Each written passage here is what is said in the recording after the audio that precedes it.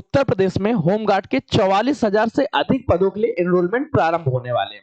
इनके बारे में जानकारी हमें किस तरह से मिलती है, शासनादेश जारी होता है तो कैसे आप देख सकते हैं, साथ ही साथ इसका कंप्लीट सिलेबस और बाकी डिटेल्स के बारे में आज चर्चा करते हैं। तो सबसे पहले चलते हैं वेबसाइट्स में। देखो बेटा, इसकी वेबसाइट्स के लिए क्या है, इस तरह की शासनादेश वेबसाइट है। यहाँ पे आप देखेंगे होमगार्ड्स विभाग के 3 तारीख 11 महीना 2025 शाम 6:36 पे होमगार्ड एवं सेवक के पद के लिए एनरोलमेंट के संबंध में जानकारी आती है। जैसे आप इस एनरोलमेंट को ओपन करेंगे, इस तरह का एक पीडीएफ फॉर्म खुल जाएगा जहां पे कंप्लीट डिटेल दी गई है। अब इसको हम लोग पूर्णतः पढ़ते हैं और समझते हैं कि क्या जानकारियां हैं, किस तरह से किसके द्वारा दी गई। राजेश कुमार सिंह जो उत्तर प्रदेश के प्रमुख सचिव हैं, अब इन्होंने बताया क्या, प्रदेश के समस्त जनपदों के होमगार्ड्स के रिक्त पदों पर निष्पक्ष एवं पारदर्शी एनरोलमेंट की कार्रवाई उत्तर प्रदेश पुलिस भर्ती एवं प्रोन्नति बोर्ड द्वारा की जाएगी। मतलब आपकी जो वैकेंसीज रहेगी यूपीपीआरबी द्वारा सेम उसी पैटर्न पे की जाएगी जैसे उत्तर प्रदेश में कांस्टेबल भर्ती परीक्षा की जाती है, उसी के आधार पे की जाएगी। फिर बेटा क्या बताया गया कि इसमें पात्रता क्या है, सबसे ज्यादा इंपॉर्टेंट आपके लिए पात्रता रहेगी। शारीरिक व मानसिक दोष से युक्त दिव्यांग व्यक्ति होमगार्ड्स के पदों पर एनरोलमेंट के लिए पात्र नहीं हो जाएंगे। सबसे पहले आप पागल नहीं, आपका मानसिक संतुलन सही होना चाहिए, मानसिक दोष नहीं होना चाहिए, साथ ही साथ आप दिव्यांग नहीं होना चाहिए। सेकंड पॉइंट पे क्या है, होमगार्ड्स के पदों का एनरोलमेंट के लिए यह आवश्यक है अभ्यर्थी उस जनपद का मूल निवासी हो जिस जनपद की रिक्ति के सापेक्ष आवेदन किया गया है। देखो, वैकेंसीज तो पूरे के पूरे उत्तर प्रदेश में ही आएगी, राज्य स्तर पे आएगी, परंतु इसमें वैकेंसीज जिलावार डिस्ट्रीब्यूट की जाएगी। तो आप अपने जिले में जितनी भी वैकेंसीज आएगी उसी के लिए अप्लाई कर पाएंगे। ऐसा नहीं है कि आप निवासी कानपुर के हैं और आप लखनऊ में लखनऊ में होमगार्ड बनने के लिए आप आवेदन कर सके। आप केवल कानपुर में तो कानपुर नगर में ही आप कानपुर नगर या दया जहां पे वहां के लिए अप्लाई कर सकते हैं। सार्वजनिक शासकीय या अर्धशासकीय अथवा सार्वजनिक उपक्रम की सेवाओं में नियमित रूप से कार्यरत व्यक्ति होमगार्ड्स के पद के लिए एनरोलमेंट के लिए पात्र नहीं होंगे। अगर आप कोई जॉब कर रहे हैं तो आप इसके लिए पात्र नहीं होंगे। संघ सरकार या किसी राज्य सरकार द्वारा, किसी स्थानीय प्राधिकारी द्वारा, संघ सरकार या किसी राज्य सरकार के स्वामित्वाधीन या नियंत्रणाधीन किसी निगम या निकाय पर पदच्युत व्यक्ति भी होमगार्ड्स के पद के लिए पात्र नहीं होंगे। किसी न्यायालय में कोई आपराधिक मुकदमा है तो भी आप इस पद के लिए पात्र नहीं होंगे। ड्यूटी भत्ता क्या दिया जाएगा, होमगार्ड्स के काम के लिए बुलाए जाने पे शासन द्वारा समय समय पर निर्धारित ड्यूटी भत्ता दिया जाएगा। तो होमगार्ड्स की वैकेंसीज में क्या रहता है, जितने दिन आप जॉब करने जाते हैं केवल उतने दिन का ही भत्ता मिलता है। सेम उसी बात को यहाँ पर भी इनरोल कर दिया गया है। होमगार्ड्स के पद के लिए एनरोलमेंट के लिए ऐसे पुरुष या महिला अभ्यर्थी पात्र नहीं होंगे जिनके एक से अधिक पति या पत्नियां जीवित हैं। तो ये बात भी ध्यान रखना बेटा। आरक्षण बेटा क्या दिया जाएगा, आरक्षण के बारे में समझते हैं। अनुसूचित जातियों, अनुसूचित जनजातियों व ओबीसी तथा आर्थिक रूप से कमजोर वर्गों के लिए लंबवत आरक्षण व स्वतंत्रता संग्राम सेनानी के आश्रित भूतपूर्व सैनिकों, महिलाओं के लिए क्षैतिज आरक्षण एनरोलमेंट के समय प्रवृत्त उत्तर प्रदेश शासन के आरक्षण प्रावधान आदेशों के अनुसार मान्य होगा। मतलब जैसे आरक्षण, जैसे रिजर्वेशन ओबीसी को मिलते तो ओबीसी को मिलेंगे, जिस तरह से आरक्षण एससी एसटी में मिलते हैं दूसरी तरह से मिलते रहेंगे, जैसे ईडब्ल्यूएस में आरक्षण मिलता है दूसरी तरह से मिलते रहेंगे। साथ ही साथ जो लोग भूतपूर्व सैनिक हैं, महिलाओं के लिए वो सारे आरक्षण सेम टू सेम रहेंगे, जैसे अन्य जगह मिलता है वैसे मिलेगा।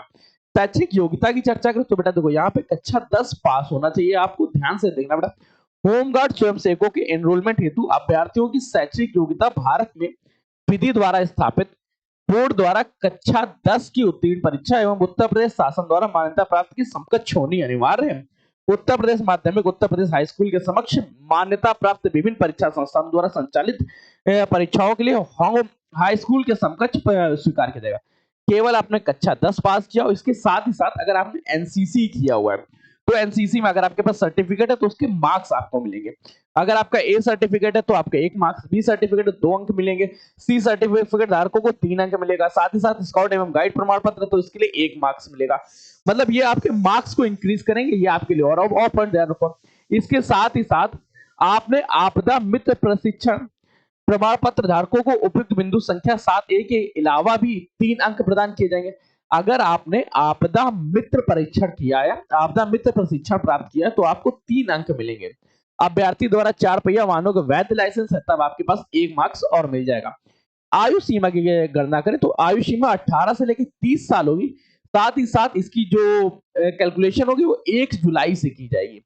ओबीसी, एससी, एसटी एवं अन्य श्रेणियों के लिए ये बेटा ध्यान रखना, जो लोग केवल उत्तर प्रदेश में निवासी हैं, केवल उन्हीं को इसका लाभ मिलेगा, अन्य को आयु में छूट नहीं दी जाएगी। ये पॉइंट ध्यान देना।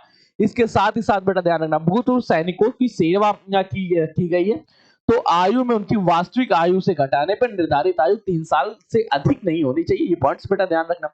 अब देखो बेटा, आवेदन शुल्क की चर्चा करें तो होमगार्ड स्वयंसेवकों के एनरोलमेंट के किए जाने के आवेदन का शुल्क का निर्धारण कमांडेंट जनरल होमगार्ड के विचार विमर्श के पश्चात किया जाएगा, जो उत्तर प्रदेश भर्ती प्रोन्नति बोर्ड द्वारा लिया जाएगा। अभी इसके बारे में कोई जानकारी नहीं है।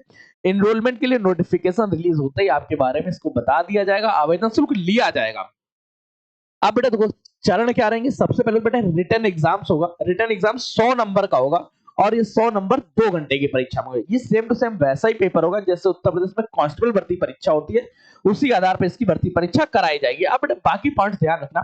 क्या क्या है, शारीरिक अभिलेखों की समीक्षा व शारीरिक मानक परीक्षा की चर्चा करें तो अभिलेखों की समीक्षा व शारीरिक मानक परीक्षा के स्थल एवं समय का निर्धारण उत्तर प्रदेश पुलिस भर्ती एवं प्रोन्नति बोर्ड द्वारा किया जाएगा, जिससे यथा समय वेबसाइट्स पे अभ्यर्थियों के लिए सूचनार्थ प्रदर्शित किया जाएगा।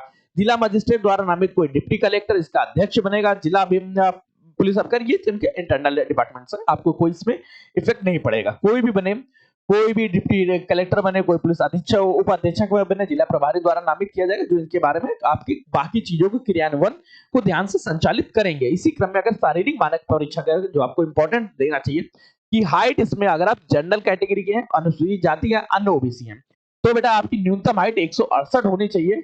अनुसूचित जनजाति एसटी कैटेगरी में आपकी हाइट 160 प्लस होनी चाहिए। सीना का जो फ्लॉ है 79 से 84 होना चाहिए।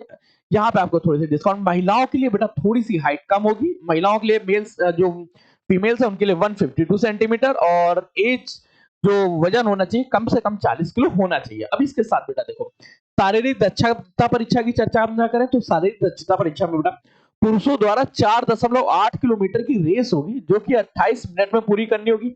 और ये अगर फीमेल्स की चर्चा करें, फीमेल के लिए 2.4 किलोमीटर की रेस होगी, जो उन्हें 16 मिनट में पूरी करनी होगी।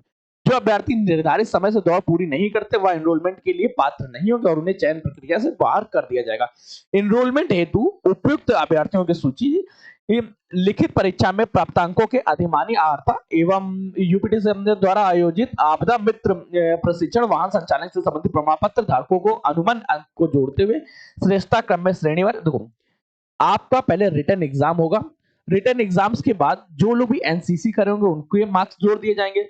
जिनके पास वाहन चालक होगा मतलब डीएल होगा उनको जोड़ दिया जाएगा। आपदा मित्रों के इनके मार्क्स इसमें ऐड हो जाएंगे। उसके बाद जाके एक लिस्ट बनेगी, जिस लिस्ट के आधार पर आप लोगों को शॉर्टलिस्टेड किया जाएगा।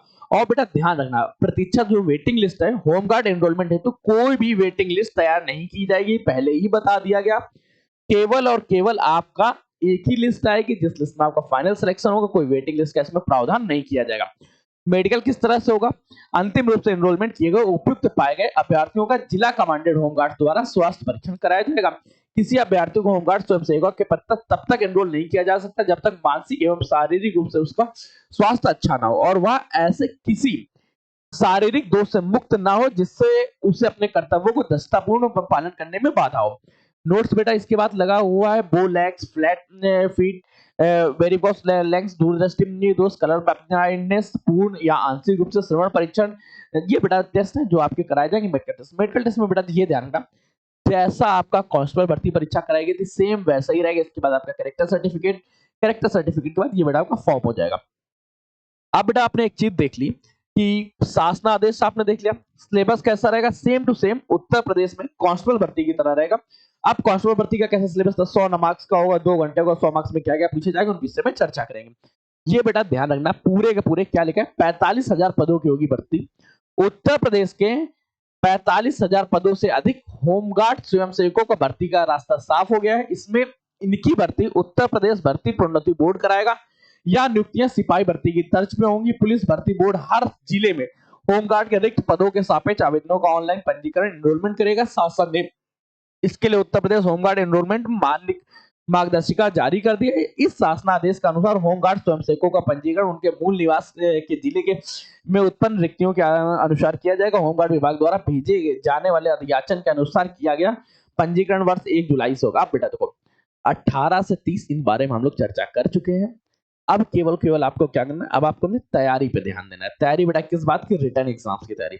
तो एक काम करते हैं बेटा, रिटन एग्जाम्स की तैयारी के लिए द एग्जाम्स बडी आपके साथ रहेगा और साथ ही साथ एक बैच जारी किया गया जो होमगार्ड के लिए ही बेटा बैच बनाया जा रहा है। अगर आप इसमें एनरोल होना चाहते हैं तो आज नहीं, आज 4 तारीख है, ठीक है, 5 तारीख को, ठीक है, 5 तारीख को शाम 9 बजे हम लोग एक सेशन लाइव लेके आएंगे।